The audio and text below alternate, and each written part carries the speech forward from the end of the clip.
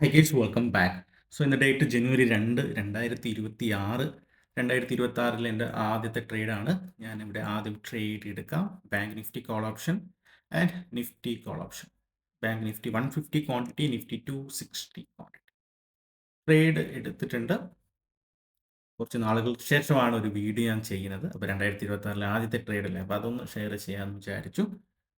അപ്പോൾ എടുത്ത reason just ഒന്ന് എക്സ്പ്ലെയിൻ ചെയ്യാം. വളരെ സിമ്പിൾ റീസൺ ആണ്.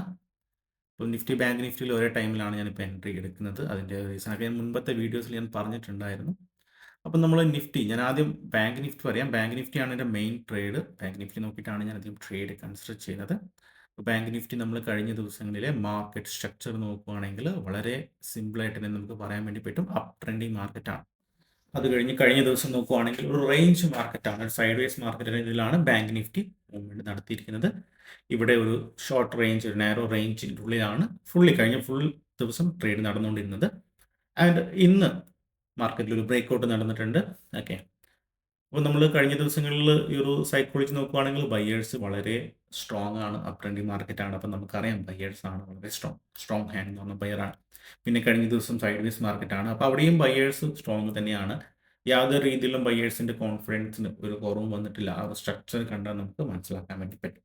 ഓക്കെ, അപ്പോൾ കഴിഞ്ഞ ദിവസം പല ആൾക്കാരും എക്സ്പെക്ട് ചെയ്തിട്ടുണ്ടാവും ആ ഒരു ബ്രേക്ക്ഔട്ട് റേഞ്ച്. പക്ഷേ ഇന്ന് മാർക്കറ്റ് ഓപ്പൺ ചെയ്ത് ഉടനെ തന്നെ ഒരു ബ്രേക്ക്ഔട്ട് നടന്നിട്ടുണ്ട്. അപ്പോൾ ഇങ്ങനെ ഒരു ബ്രേക്ക്ഔട്ട് നടക്കാനുള്ള കാരണം തന്നെ മാർക്കറ്റ് കണ്ടിന്യൂസ്ലി അപ് സൈഡിൽ പോകാൻ വേണ്ടി തന്നെയാണ്.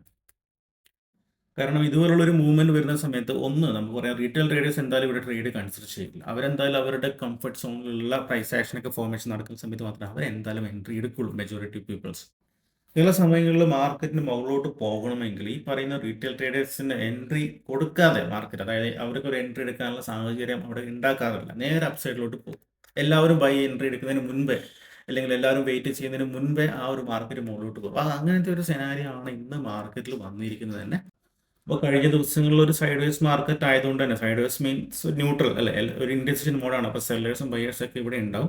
അപ്പോൾ ഇന്ന് മാർക്കറ്റിൽ ഓപ്പൺ ചെയ്ത് ഉടനെ തന്നെ ഒരു ഗ്രീൻ ക്യാൻഡിൽ വന്ന് ബ്രേക്ക്ഔട്ട് നടത്തി. അങ്ങനെയുള്ള സിറ്റുവേഷനിൽ ഈ പറയുന്ന സെല്ലേഴ്സൊക്കെ എക്സിറ്റ് ചെയ്ത് മാറും.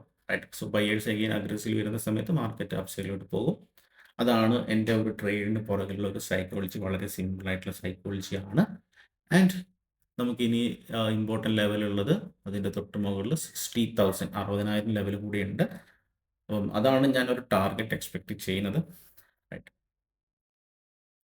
നിഫ്റ്റിയും സെയിം തന്നെയാണ്. അപ്പം ഞാൻ ബാങ്ക് നിഫ്റ്റിയാണ് എൻ്റെ മെയിൻ ട്രേഡ്. നിഫ്റ്റി ഒരു ബാലൻസിങ്ങിന് വേണ്ടിയാണ് ഞാൻ കൂടുതലും ട്രേഡ് കൺസിഡർ ചെയ്യുന്നത്. അതിനുള്ള റീസൺ ഞാൻ മുൻപ് ഒരു വീഡിയോയിൽ പറഞ്ഞാണ്. നമുക്കത് ഇപ്പോഴും ഡൗട്ട് ഉണ്ടെങ്കിൽ ആ വീഡിയോ ഒന്ന് കണ്ടാൽ മതി. അപ്പോൾ നിഫ്റ്റിയും സെയിം. ഓക്കെ, നിഫ്റ്റി ഇപ്പോൾ ഡേ ഹൈ, കഴിഞ്ഞ ദിവസത്തെ ഹൈൻ്റെ അടുത്താണുള്ളത്. അത് ബ്രേക്ക്ഔട്ട് നടത്തിയിട്ടില്ല. പക്ഷേ ബാങ്ക് നിഫ്റ്റിയുടെ ഈ ഒരു മൂവ്മെൻറ്റ് കാണുന്ന സമയത്ത് ഡെഫിനറ്റ്ലി നിഫ്റ്റിയും ബ്രേക്ക്ഔട്ട് ചെയ്യാനുള്ള സാധ്യതകൾ വളരെ കൂടുതലാണ്. ഓക്കെ, അപ്പോൾ എന്തായാലും വെയിറ്റ് ചെയ്യാം. സോ നെക്സ്റ്റ് സ്റ്റോപ്പ് ലോസും ടാർഗറ്റും അല്ലേ, അതുകൂടി ഒന്ന് എക്സ്പ്ലെയിൻ ചെയ്യാം. അത് എൻ്റെ ഒരു വ്യൂ ആണ്. ഇത് റോങ് ആവാം.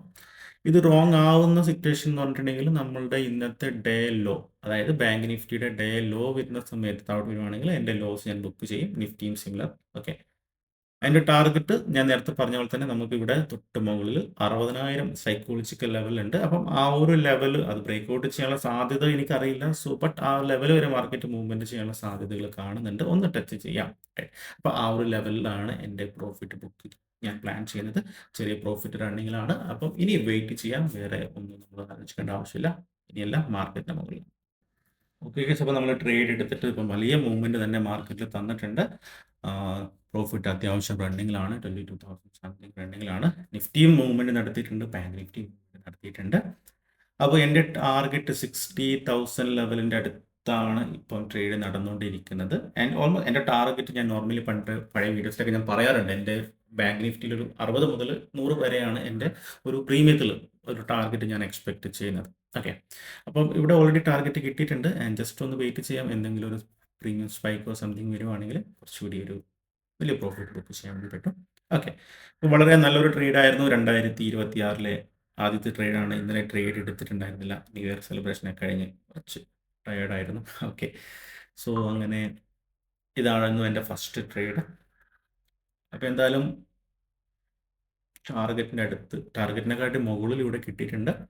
അപ്പോൾ ഇനി ഇങ്ങനെയുള്ള സിറ്റുവേഷനിലാണ് നമ്മുടെ ഗ്രീഡൊക്കെ വർക്ക് ചെയ്യുന്നത്. സോ ആ ഒരു ഗ്രീഡ് അല്ലെങ്കിൽ ആ ഒരു ഇമോഷൻസ് വരുന്നതിന് മുൻപേ എക്സിറ്റ് ചെയ്ത് മാറുന്നതാണ് ഏറ്റവും ബെസ്റ്റ്. റൈറ്റ്. കൂടുതൽ വെയിറ്റ് ചെയ്ത് നിൽക്കുന്നില്ല. ഞാൻ എൻ്റെ പ്രോഫിറ്റ് ഇവിടെ ബുക്ക് ചെയ്യുവാണ്. എക്സിറ്റ്. ഓക്കെ. അപ്പോൾ ഞാൻ പ്രോഫിറ്റ് ഇവിടെ ബുക്ക് ചെയ്തിട്ടുണ്ട്. സോ വളരെ നല്ലൊരു ട്രേഡ്. ബാങ്ക് നിഫ്റ്റി നിയർലി 100 പോയിന്റിൻ്റെ അടുത്ത് പ്രോഫിറ്റ് ബുക്ക് ചെയ്തിട്ടുണ്ട്. ഓക്കെ. അപ്പോൾ ഇനി വേറൊരു ട്രേഡ് ഇല്ല. നിങ്ങൾക്ക് എല്ലാവർക്കും അറിയാവുന്നത് പോലെ തന്നെ ഞാൻ ഒരു ദിവസം ഒരു ട്രേഡ് മാത്രമേ ഞാൻ എടുക്കാറുള്ളൂ. പിന്നെ ഞാൻ എടുത്ത റീസൺ എല്ലാവർക്കും അറിയാമെന്ന് വിചാരിക്കുന്നു. ഞാൻ മുമ്പ് പറഞ്ഞാണ്, എല്ലാവരും എൻട്രിക്ക് വേണ്ടി വരുന്ന സമയത്ത് അല്ലെങ്കിൽ എല്ലാവരും വെയിറ്റ് ചെയ്യുന്ന സമയത്ത് പലപ്പോഴും അവർക്ക് എൻട്രി കൊടുക്കാതെ മാർക്കറ്റ് മുന്നോട്ട് പോകാറുണ്ട്. പല സെനാരിയിൽ നിങ്ങൾ പഴയ ചാർട്ടുകൾ ഇതുപോലെ വലിയ ബ്രേക്ക് ഔട്ടുകളൊക്കെ ഒന്ന് നോക്കിയാൽ മനസ്സിലാവും. അപ്പം ആ ഒരു സൈക്കോളജിയിലാണ് ഞാൻ ഒരു ട്രേഡ് കൺസിഡർ ചെയ്തത്. ഫസ്റ്റ് പുൾ ബാക്കിൽ തന്നെ ഞാൻ എൻട്രി എടുത്തിട്ടുണ്ട്. റൈറ്റ്. സോ പ്രോഫിറ്റ് ബുക്ക് ചെയ്തു. പിന്നെ എന്തായാലും ട്രേഡ് ഇല്ല. പുതിയൊരു വീഡിയോ ആയിട്ട് നമുക്ക് കാണാം. So bye bye.